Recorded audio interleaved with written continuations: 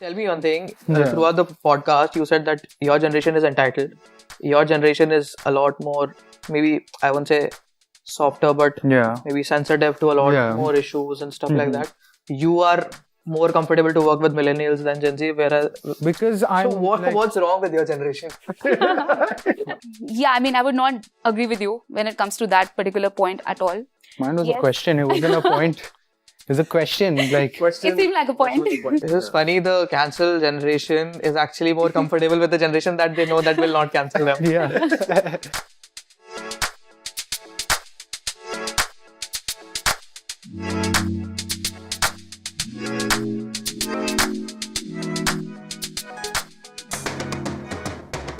Hi, welcome to Mind the Gap, your backstage pass to witnessing the collision of different generations.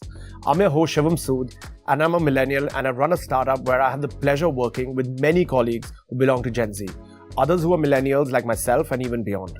In this podcast, we have a spirited discussion where we try and peel back the layers of the generational gap that might exist between us. In today's episode, we are breaking down workplace culture as it fell across the generations. I'm joined by my peers, Abhiroop and Zinia, and my colleague Rafi, a familiar face on the panel, and the only one who purely representing Gen Z on this one. I'm looking forward to an insightful discussion about the evolution of the workplace as they see it and the role of technology in it. So sit back, get comfy, and join us as we mind the gap together.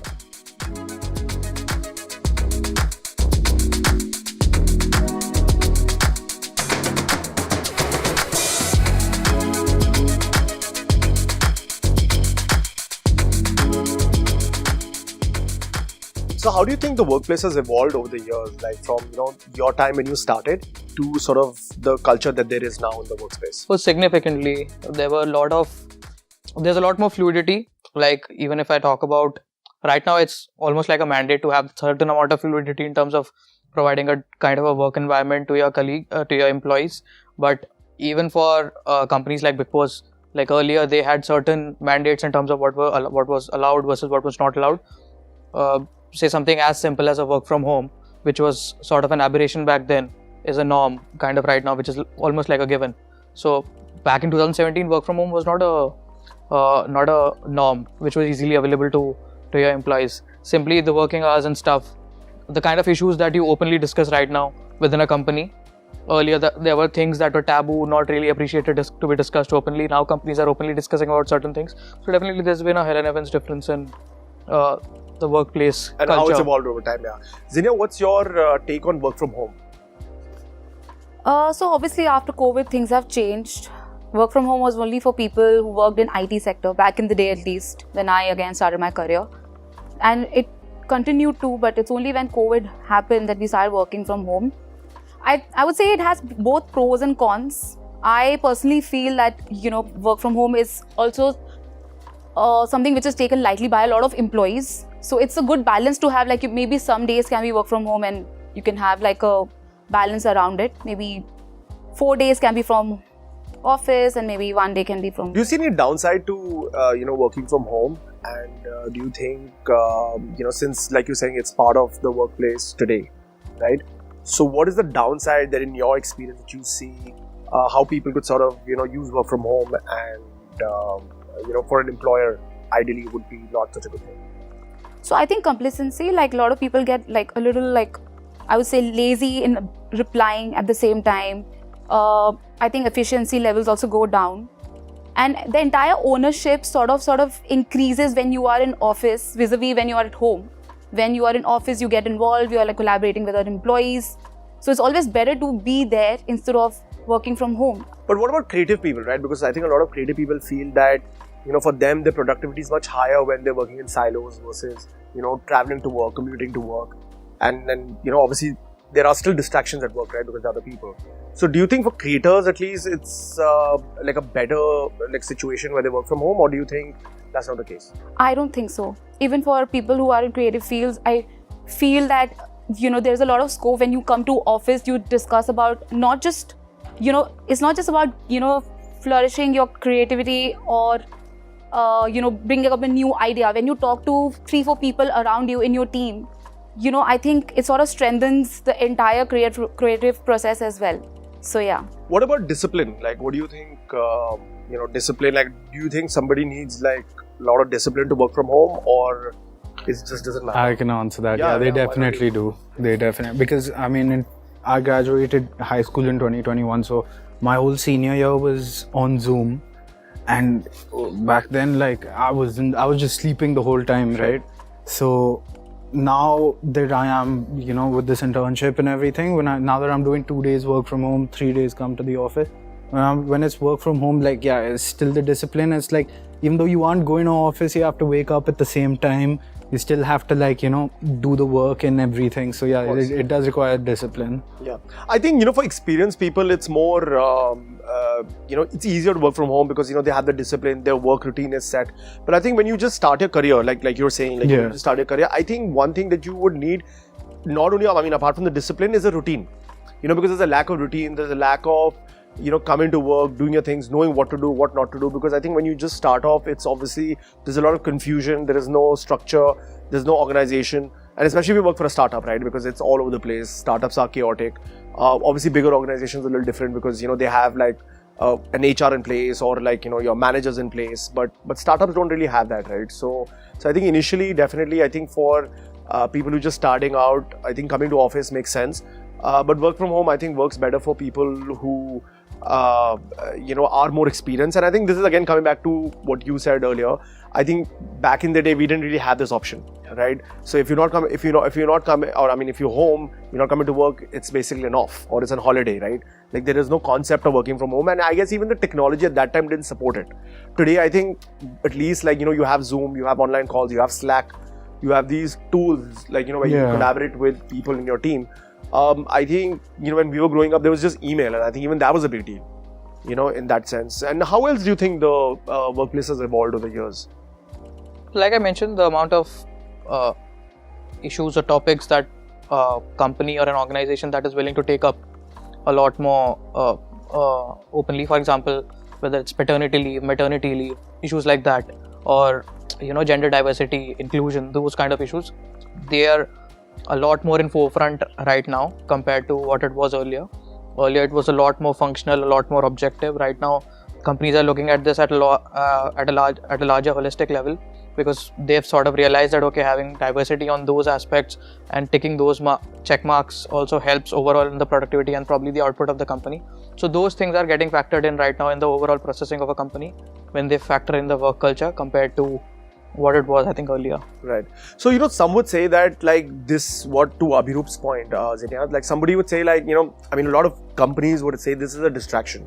You're focusing on all the things which are not part of your core business, right? Like your core business is to maybe sell, sell a product or sell a service. But then here you're focusing on, let's say things like gender diversity or let's say even in the US, like race or, all of anything which is not your core service. What's your take on that?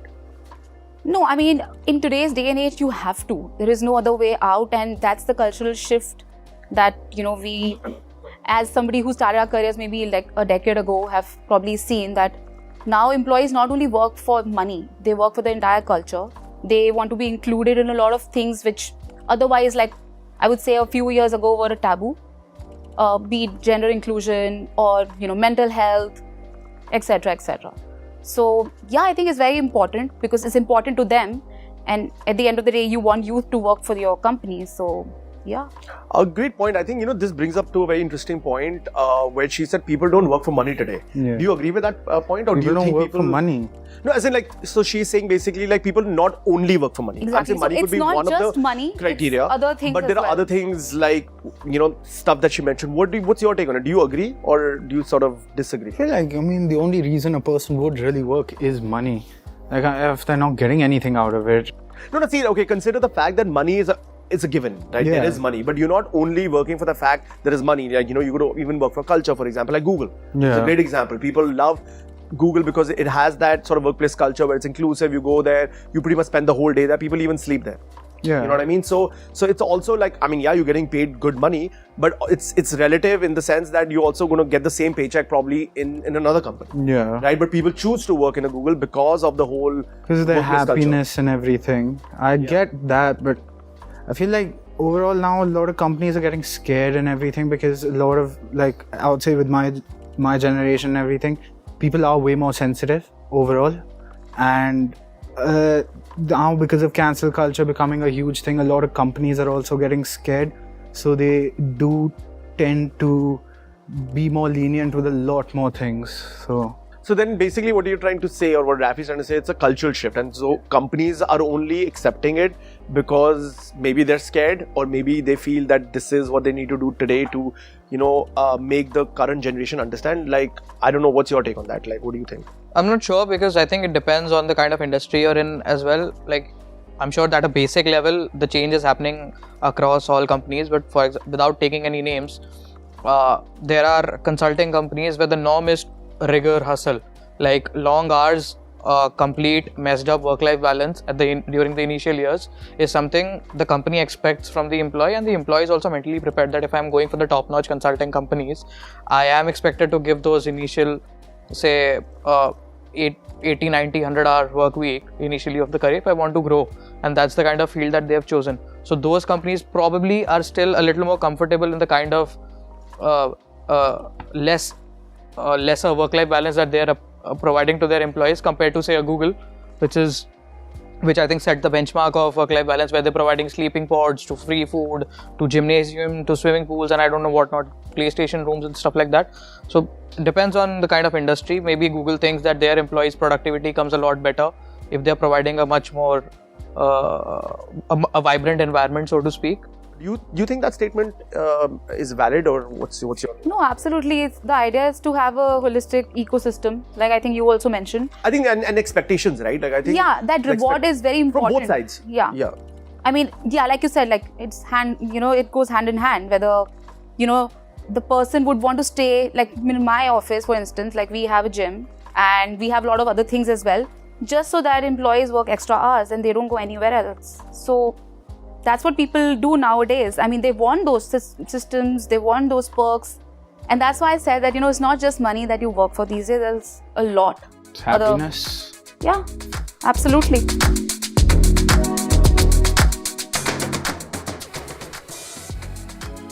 How is that generational gap being bridged today at the workplace? I would say it's being bridged through communication mainly, like at least with, I'd say, people like my parents' age, who are 50, and then millennials and everything. With the communication and everything, even though they don't fully, a lot of the older generation don't fully understand it, they're trying to, and I feel like people do notice that, and I would say that's how it gets bridged. Have any of you guys faced that sort of gap between, that generational gap between your co-workers, where you really feel that they have not understood you, and how have you guys, bridged that gap?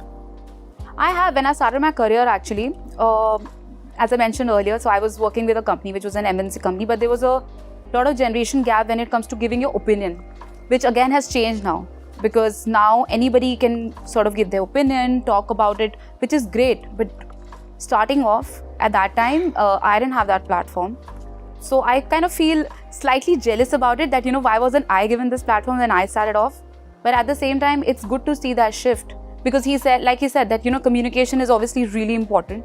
And till the time you don't have that, it can't be, the gap can't be bridged. True.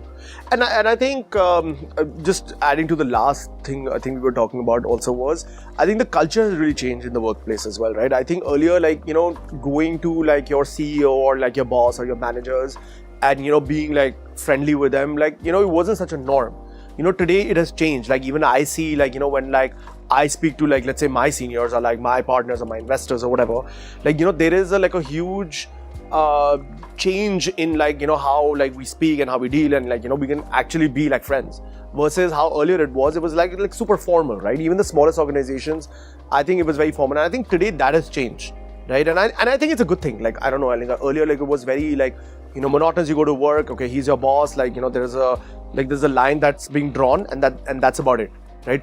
So I haven't personally faced a generational gap, even partly because I've worked in a similar kind of setup, even though not in the one is remote, one was work from office. But yeah, there is a generational difference in terms of how they approach work is clearly seen. For example, someone like me, because I'm working from home and because I was in marketing, so it's a little more casual.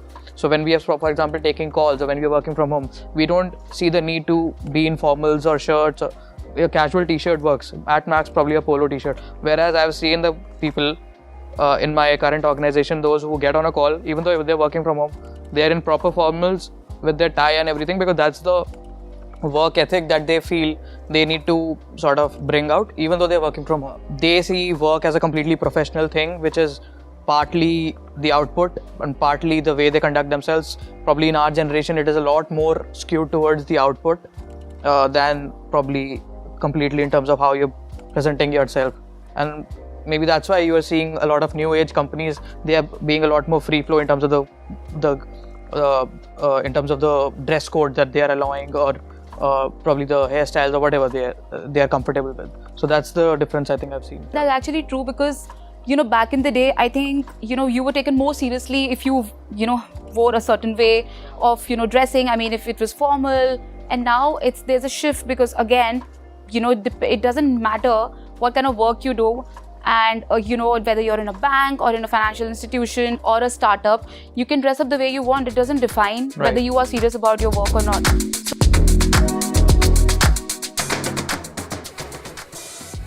The gender ratio again has drastically improved in the last, again, I would say 5-6 years, all the more. When I started working, so I was in a team where we were 10 of us, 2 of us were women and rest of them were men. To now me working in a team where there are 2 men and 8 of us are women. So there's a complete shift. Very interesting point what you made. So I think apart from the generational misconception and stereotype, do you think there's any gender stereotype that exists at the workplace? I wouldn't know that, because I'm on the other side of the table. How about you guys answer that? Do you think I'll answer it with another question, which is like, do you feel like the workplace has gone more sensitive also because of a lot more women coming into the workplace? I don't think that's true. Yeah, not at all. No? No. I mean, I don't think it's something to do with gender. I think being sensitive is not only like a male or a woman issue. I think it's the generational issue, which is something that we were trying to touch upon earlier. But I think in general, like when we talk about gender, right, I think one of the stereotypes that people have, and I'm not saying I specifically have that, I'm just generically talking. Yeah, we're not even generalizing. I think it's just my observation of the workplace. A lot of people feel at the workplace that women, when they come to the workplace, they're not very serious about their work. Versus men who like maybe, and I think this is maybe again like a thing that it's also like maybe a generational thing, because the older generation used to think like that, like the man like goes to work, the woman stays at home. And earlier to what you were saying, that now there are more women at the workplace, and that gap has changed over time. So I think a lot of people still feel in that generation, one of the big stereotypes when it comes to women at the workplace is still like, oh, like she's not going to be very serious about her work, like she probably is just coming to pass her time. Like I've come here to work, and so I don't know, and that is a stereotype, and I think it's a misconception. I don't know what you guys feel about that, but I think that really exists, and I've seen that, and I've observed that with a lot of my peers in the last company and the company before that, and I don't know if that's something that you guys have observed, but I definitely feel that misconception really exists in in today's workplace. Yeah, I mean, if you talk about general statistics, it's not like women work any less than men. So that's separate. But if you talk about being sensitive, because you touched on that topic, I think now genders are not just limited to just male and female. You have non-binary to whatnot. So I mean, this sensitive thing doesn't just limit to. How many genders do you think exist? Well, there's a Wikipedia section on that, so we can probably refer to. I think there's like 152 or 54. 150. Like registered, not registered, but known kind of. You can have the genders that arm of people a woman associate now. to. Huh? You can have just the arm of a woman now. Do you identify as what do you identify as? As a woman, straight woman, but not judging anyone I had here a friend who at all. identified as a helicopter once. I'm a prawn. A prawn. Yeah. Sorry, we interrupted you. Like, sorry, you were making a point. No, so I was just saying that the part of being sensitive is nothing which is limited to women being, as far as ratio goes, that women are more at workplace vis-a-vis men. I think the entire shift again comes from global exposure of how gender are not just defined in just male and female. So yeah, I mean, I would not agree with you when it comes to that particular point at all. Mine was Yes. a question. It wasn't a point. It was a question. Like It seemed like a point. no, I it was think, a but question. I It think wasn't to a. that point, see, misconceptions and stereotypes exist. No, unfortunately, Yeah. you can't do anything about it. But I think the only way that is going to change over time, and this is where we talk about bridging the gap, right? I think is if women become women eventually over time are more in leadership positions, right? Because I think it's already happening in a lot of companies as well. But I think as they progress and as they grow in their career and like they hold positions of power, I think that misconception is going to change. Because right now, like women aren't taken seriously at work, and that exists. Like it's just Yeah, in a lot of places, I'm sure. But then you have to think of it this way: is it just is it women not being, or is it just because I've seen there are a lot of men also who just don't work hard enough. Correct. And they're also not taken seriously. Like it's all. No, but I think if you compare it to Yeah. like the other gender, right? Like I think the major misconception in general in India is that if I hire men versus hire women, and that's You'll why I get think a harder there was worker. there was like a gender gap as Yeah, well, right? You'll get a harder And the worker older if you generation hire used to them. think like that. Yeah. Right? Unfortunately, like I'm saying, this is how they used to think. That's why like that the gender gap existed when Zinia was saying that she started work. It was always like a very skewed ratio. But today that ratio has changed because people's thinking is changing, and the current generation doesn't think like that. Right? Like they think a little differently.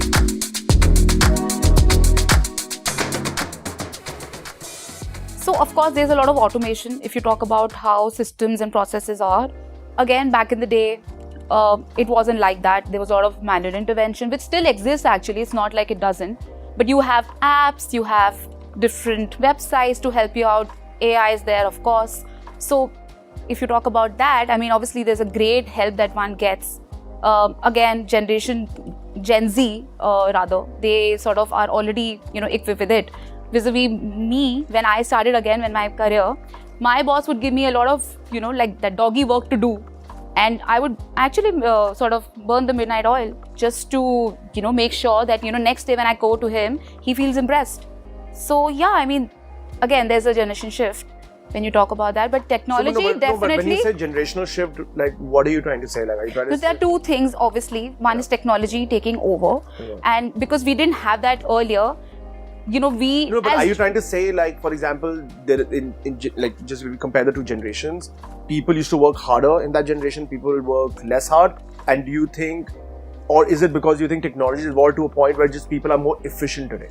So there are two different points, firstly. So again, like earlier back in the day, I would say that people would just grind it out to sort of prove themselves, which I don't think that, I'm not saying that nobody grinds it out today, but at the same time, I think the level of motivation was way higher, and I think that zeal to prove as well was higher. Now, I think the generation now today feels that, they don't have to grind it out to that level because they should have a very equal platform, and it shouldn't be a person with a certain amount of experience should be given sort of, a leverage again compared to somebody like that. Would you say we don't have to grind it out, or it's just that it's easier for us to do the work because of the extra tools we have? Like, let's say if it's something like ChatGPT, or let's say AI or Google, in fact, would you say that makes it way easier to do a lot of the work we have to, right? Yeah. And if you had it, let's say if you had all the tools we have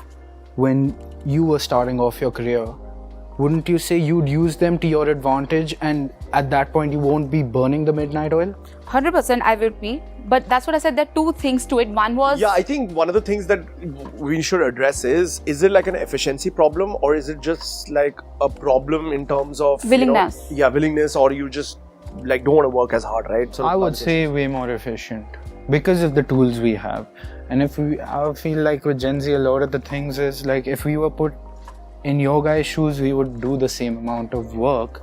It's just that we don't have to do the same amount of work because of the extra tools we have. So this is my take on this, and it might be a little controversial, but it's true. I think they are a little more entitled. I think the younger generation, and I've seen work over the last 15 years, right? So I've seen, I've worked from an intern to where I am today, which is the head of the company. And over the years, working in different positions with different teams in different areas of work also, what I've seen is I think this generation today obviously takes things like, I'm not saying lightly, but obviously comparatively they do, right? And maybe it's entitlement, maybe it is something else, but I think it's also a fact where I feel they have too many options. So they feel that, they don't need to show up because even if they lose their job, there's not much to lose.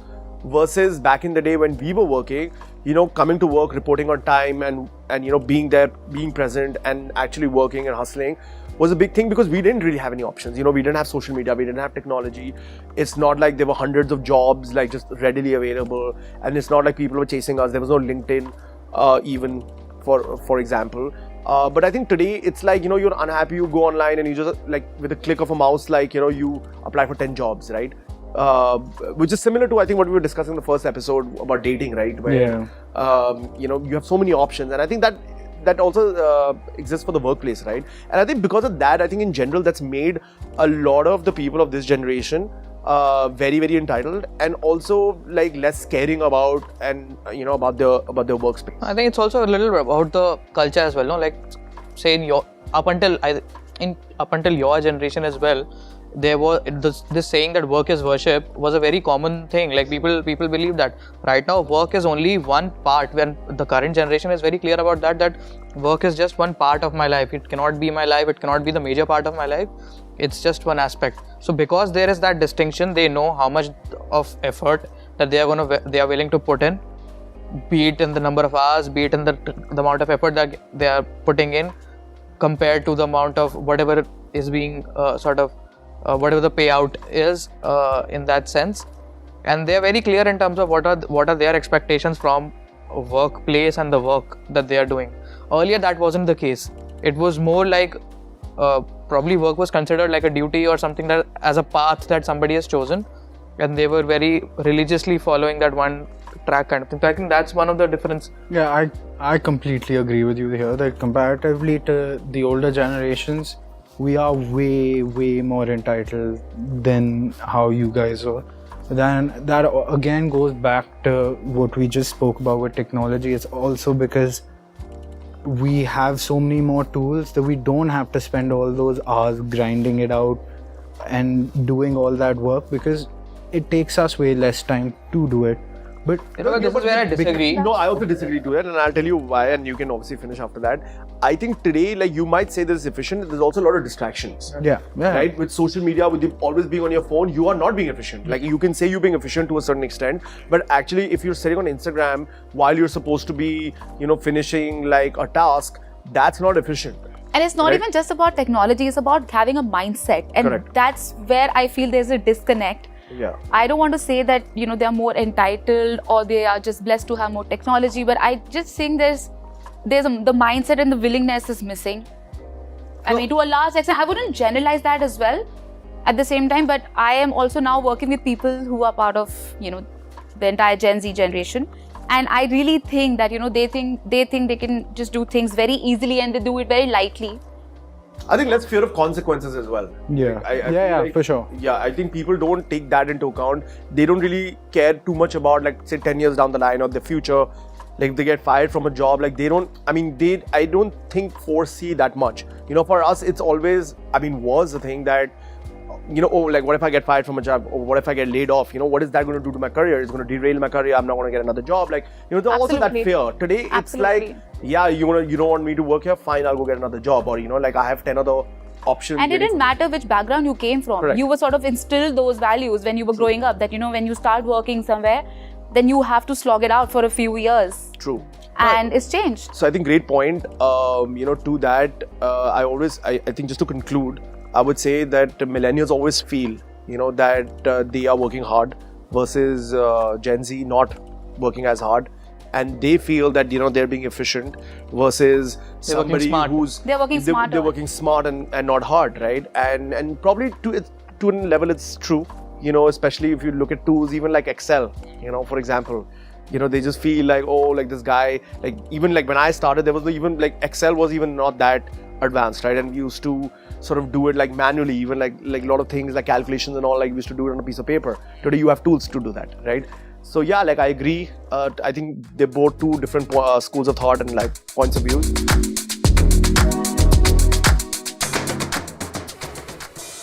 I think by 2030, if I talk about next 7 years, I think everybody is going to be pretty much on the same platform. Doesn't even matter how much experience you've had or whether you've just started off. I think, everybody, I already feel that at my workplace that, a 21-year-old has as much say as probably who's 45-year-old. So I already see that shift happening. And by 2030, I feel it's going to be all on the same page, I on agree. the same platform. I think already it's happened to an extent here. Like I think a lot of people today have way more say than, like people 1 year, 2 year, 3 year, in their career have way more say in an organization and, strategy and how it operates than how it used to be. Like I didn't get taken seriously, like till at least I was 6 years in. Today, that's not the case anymore. So yeah, I agree, absolutely. Great point. And taking cues from what's happening in the West, because ideally what happens in the West, at least 3, 4, 5 years down the line, the same thing replicates in India.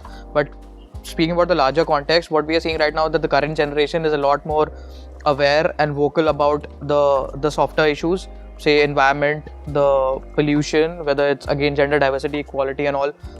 Purely from a workplace perspective, like earlier probably your generation used to think when they used to choose a company to work for purely from a growth perspective or probably likes, dislikes, around those lines. The next generation will be choosing their companies purely based on whether the values align or not. I'm sure they're doing it right now as well, but probably that's not the primary decision maker. In the coming days, when the work profiles will be a lot more fluid because of the automation tools and stuff like that, it will be the softer skills that might be in play, and that is where I think the Gen Z would be choosing their companies and the workplace to work for. Absolutely, and I think even political affiliation. You see in the West already, like Facebook is left or right, and there are a lot of employees like who are like sort of left wing. They would sort of have a problem if Facebook sort of. So absolutely, I think all those things are going to matter, and I think that's eventually how the future generation is going to choose the organization. The synergies and values will be the primary, I think, decision maker for Generation Alpha. I think that's what they call them, Generation Alpha. So I think those will be the key decision making points for the next generation.